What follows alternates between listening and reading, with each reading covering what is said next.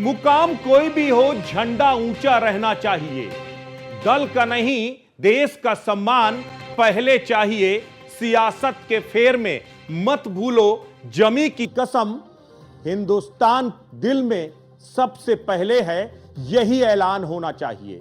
नमस्कार, मैं हूं ब्रजेश श्रीवास्तव और आप देख रहे हैं खबरों का थर्मामीटर। आज बात होगी हिंदुस्तान के डिप्लोमेसी ऑपरेशन की। आज बात होगी किस तरीके से कुछ राजनेता देश का सम्मान कम करने में जुटे हुए हैं।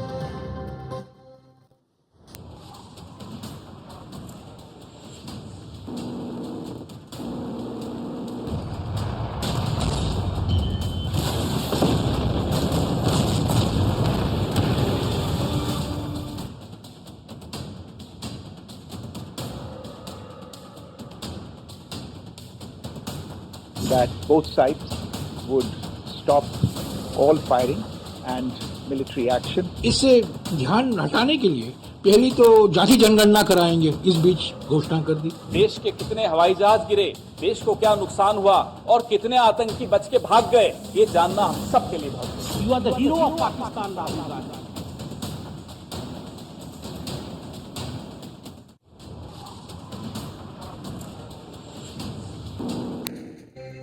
ऑपरेशन सिंदूर चलाकर हमने पाकिस्तान को 4 दिनों में ही सबक सिखा दिया। उसके 11 से ज्यादा एयरवेस तबाह कर दिए, उसके लॉन्चिंग पैड को नेस्तनाबूद कर दिया और आतंकी ठिकानों पर स्ट्राइक करके 100 से ज्यादा आतंकियों को 72 हूरों के पास पहुंचा दिया। उसके बाद अब भारत ने नेक्स्ट लेवल की डिप्लोमेसी ऑपरेशन की शुरुआत की है।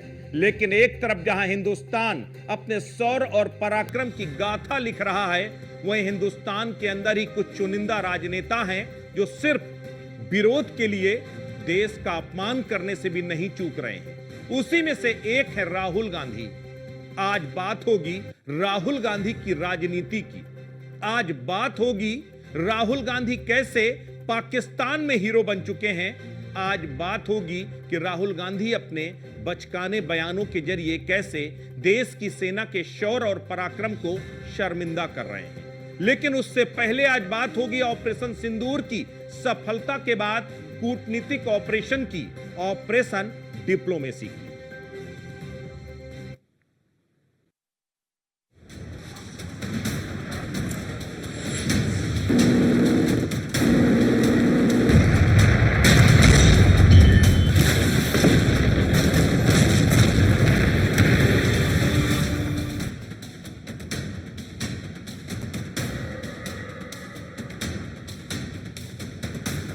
That both sides would stop all firing and military action. इससे ध्यान हटाने के लिए पहली तो जाति जनगणना कराएंगे, इस बीच घोषणा कर दी। देश के कितने हवाई जहाज गिरे, देश को क्या नुकसान हुआ और कितने आतंकी बच के भाग गए, ये जानना हम सबके लिए बहुत। You are the hero of Pakistan, Rahul Gandhi.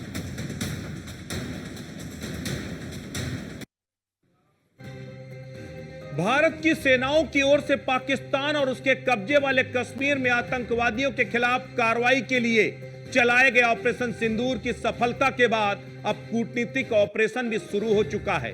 Bharat ने इसके लिए ऑपरेशन सिंदूर डिप्लोमेसी शुरू की है, जिसके तहत सांसदों की अलग अलग टीमें दुनिया के अलग अलग देशों का दौरा कर भारत के पक्ष से उनको अवगत कराएंगी और इतना ही नहीं, पाकिस्तान को एक्सपोज भी करेंगी। 51 सांसद 32 देशों का दौरा करेंगे, भारत का आतंकवाद विरोधी रुख स्पष्ट करेंगे। 7 सर्वदलीय प्रतिनिधिमंडल 32 देशों और यूरोपीय संघ का दौरा करेंगे। प्रतिनिधिमंडल में 51 सांसद, पूर्व मंत्री और 8 पूर्व राजनयिक शामिल हैं।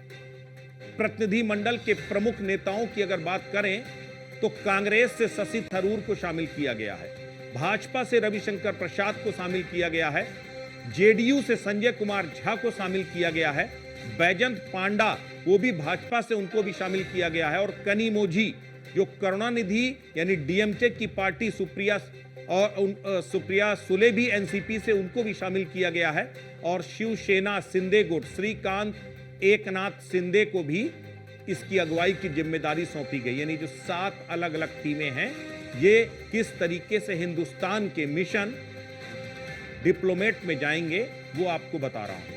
हिंदुस्तान ने अपने डिप्लोमेटिक मिशन के लिए 33 देशों का चयन किया है, वो भी पूरी तरह से सोच समझकर।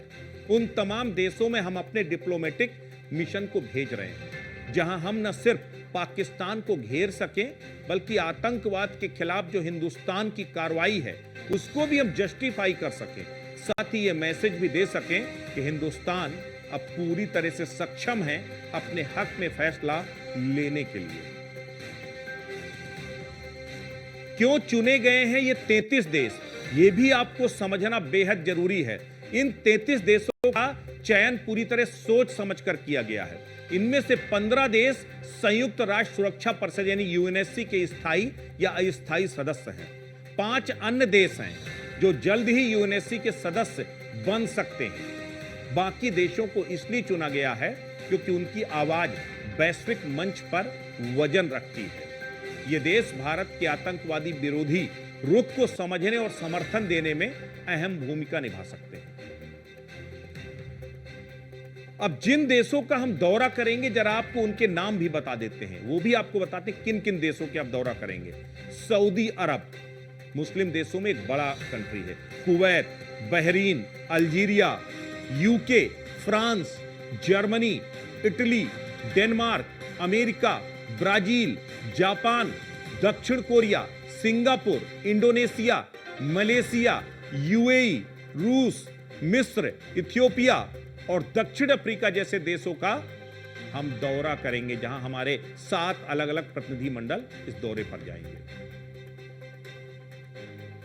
तो ये अलग अलग जो प्रतिनिधि मंडल हैं, उनके साथ अलग अलग पार्टियों के नेताओं को शामिल किया गया है, प्रतिनिधि मंडल को शामिल किया गया है, और ये उन देशों में जाएंगे और जाकर के वहां भारत का रुख स्पष्ट करेंगे, भारत का पक्ष रखेंगे। डिप्लोमेटिक चैनल से वो बताएंगे कि पाकिस्तान किस तरह अपनी नापाक हरकतों से बाज नहीं आता और हमने पाकिस्तान के खिलाफ एक्शन क्यों लिया। अगर हमने ये ऑपरेशन सिंदूर चलाया तो हमें क्यों चलाना पड़ा। तो इसके जरिए से भारत अपना पक्ष रखेगा। जो प्रतिनिधि मंडल जा रहे हैं उसमें कम से कम एक महिला और एक अल्पसंख्यक सांसद जरूर शामिल किए गए हैं, जिससे भारत की विविधता और समावेशिता का संदेश वैश्विक स्तर पर जा सके। प्रतिनिधि मंडल 23 मई 2025 से अपने दौरों की शुरुआत करेंगे, जो लगभग 10 दिनों तक चलेगा, लेकिन इस पर राजनीति भी शुरू हो गई है। कांग्रेस नेता जयराम रमेश ने शशि थरूर का भारत सरकार द्वारा गठित सर्वदलीय प्रतिनिधिमंडल में शामिल किए जाने का विरोध किया। कांग्रेस ने कहा हमने दूसरे नाम दिए थे, लेकिन भारत सरकार ने अपने नाम से अपने आप से इनको चुन लिया। फिर सवाल हम उठा रहे हैं पाकिस्तान को लेकर, आतंकवाद हमलों को लेकर, चीन को लेकर। इससे ध्यान हटाने के लिए पहली तो जाति जनगणना कराएंगे, इस बीच घोषणा कर दी उन्होंने। ये जो बहुदलीय प्रतिनिधि मंडल है सांसदों का, उन्होंने इसकी घोषणा कर दी और सभी पार्टियों से उन्होंने चुन कर सांसद उन्होंने एक डेलीगेशन बनाया और दुनिया के अलग देशों में 30 या 32 देशों में जाएंगे। पाकिस्तान जो आतंकिस्तान बन गया है उसकी करतूतों को उजागर करेंगे। ये बहुत ही आवश्यक है, क्योंकि पाकिस्तान ने जिस तरह से हरकत की है वो हमारे देश में तमाम बड़ी बड़ी आतंकी घटनाएं करता रहा, लेकिन इसका जवाब देना शुरू हुआ 2016 जब उरी में किया इन्होंने, हमने सर्जिकल स्ट्राइक किया। 2019 में किया, पहलगाम पर 40 सीआरपी जवान मारे, तो हमने बालाकोट पर एयर स्ट्राइक किया। और अब हम सोचते थे ये सुधर जाएगा, लेकिन सुधरा नहीं और 22 अप्रैल को हमारे 28 लोगों की नृशंस हत्या कर दी। मरहूम प्रधानमंत्री ने कहा था हमें आतंकी ठिकानों को बर्बाद करना, हम करेंगे, मिट्टी में मिला देंगे, और हम लोगों ने मिट्टी में मिला दिया। पाकिस्तान का आतंकवाद को सपोर्ट, जिस तरीके से उनको ट्रेन करते हैं, समर्थन देते हैं, फाइनेंशियली एड करते हैं, उनको आर्म्स देते हैं, वेपन्स ट्रेनिंग करते हैं, उनको संरक्षण भी देते हैं, उनका एक्सपोज करना बहुत जरूरी है। ये ग्लोबल हब ऑफ टेरर बन चुका है। तो एकमात्र उद्देश्य है कि जब हमारे ऊपर पहलगाम का हमला हुआ तो हमने कार्रवाई में उनके जो भी आतंकी कैंप्स हैं उनको खत्म करने का काम किया। उनकी पाकिस्तान आर्मी आकर बचाव करने लगी आतंकवादियों का। तो ये हमारा मिशन है, हम सब एज इंडियंस विदेशों में जाकर देश की बात जो रखनी है वो हम रखेंगे। अगर हमारा विदेश मंत्रालय सही ढंग से काम करता तो इस डेलीगेशन को भेजने की कोई आवश्यकता नहीं थी। इससे ये पता चलता है कि हमारा विदेश मंत्रालय अपनी बात या अपना नैरेटिव बनाने में नाकामयाब रहा है और इसीलिए मजबूर होकर सरकार को, प्रधानमंत्री को विपक्ष का सहयोग लेना पड़ रहा है। समस्या यह है कि अगर विपक्ष का सहयोग ले तो भी मुसीबत है और नहीं ले तो और मुसीबत है। कांग्रेस की यही सबसे बड़ी प्रॉब्लम है कि उसे मालूम ही नहीं कि करना क्या है। हमने आपको 4 बयान सुनाए, 4 में 2 कांग्रेसी नेताओं के बयान थे, एक भाजपा नेता का था और एक उद्धव गुट के शिवसेना प्रियंका चतुर्वेदी का बयान था। आपने देखा दोनों बयान जो कांग्रेस के नेताओं के बयान थे वो किस तरीके से उनके सुर ही अलग थे। अब जयराम रमेश ने शशि थरूर के चयन पर उंगली भी उठाई है। उन्होंने सरकार को बेईमान और शरारती करार दे दिया, कह दिया कि शशि थरूर पर जो उन्होंने फैसला लिया है वो पूरी तरीके से शरारतपूर्ण है। शशि थरूर पर भी उन्होंने निशाना साधा। उन्होंने कह दिया कांग्रेस में होना और कांग्रेस का होना दोनों में बहुत फर्क होता है। अब सवाल यह है कि जयराम रमेश साहब कहना क्या चाहते हैं। अगर शशि थरूर कांग्रेस में नहीं है या कांग्रेस के नहीं है तो फिर अब तक कांग्रेस में हैं क्यों कांग्रेस का लवादा ओढ़ करके वो चल रहे हैं और क्यों जयराम रमेश और पूरी पार्टी उन्हें बाहर क्यों नहीं निकाल दिया।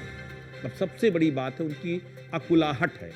शशि थरूर ने सरकार के निमंत्रण को, एक तरफ जयराम रमेश सवाल उठा रहे हैं, वहीं दूसरी तरफ शशि थरूर ने सरकार के निमंत्रण को स्वीकार करते हुए कह दिया ये राष्ट्रीय सेवा का मामला है और उन्होंने इसे सम्मान और कर्तव्य के रूप में देखा। उन्होंने कहा कि स्पष्ट है कि उन्हें कांग्रेस द्वारा सुझाए गए नामों के बारे में जानकारी नहीं थी। अगर उन्हें मालूम होता कि कांग्रेस ने और कोई नाम दिए शायद स्वीकार न करते, लेकिन सरकार के इस निमंत्रण को राष्ट्रहित में स्वीकार किया है। लेकिन सबसे बड़ी विडंबना यह कि शशि थरूर को लेकर कांग्रेस पार्टी के भीतर जो ऐतराज देखने को मिला है उसके पीछे ये कोई नई वजह नहीं है। उसके पीछे कई राजनीतिक, वैचारिक और रणनीतिक कारण रहे। इसे भी जरा आपको समझने की जरूरत है कि शशि थरूर के नाम के बाद इतने व्याकुल क्यों हो गए जयराम रमेश। शशि थरूर को कांग्रेस के असंतुष्ट नेताओं के उस समूह G23 से जोड़ा जाता है जो पार्टी में संगठनात्मक सुधार और नेतृत्व परिवर्तन की मांग लंबे समय से करता रहा है, जिसकी अगुवाई गुलाम नबी आजाद, कपिल सिब्बल जैसे नेता करते रहे हैं। 2022 में कांग्रेस अध्यक्ष का चुनाव लड़ने का ऐलान शशि थरूर ने किया था, जो सीधे तौर पर यह माना गया था कि पार्टी के अगेंस्ट द लाइन है। इतना ही नहीं, CAA, UAPA पार्टी की रणनीति और नेतृत्व को लेकर के भी शशि थरूर सवाल उठाते रहे। गांधी परिवार पर भी सवाल उठा चुके हैं। वो हर बार कहते हैं कि देश में गांधी परिवार का योगदान है, पार्टी में गांधी परिवार का योगदान है, लेकिन सिर्फ गांधी परिवार का योगदान है, बाकी किसी का नहीं है। ऐसा नहीं है।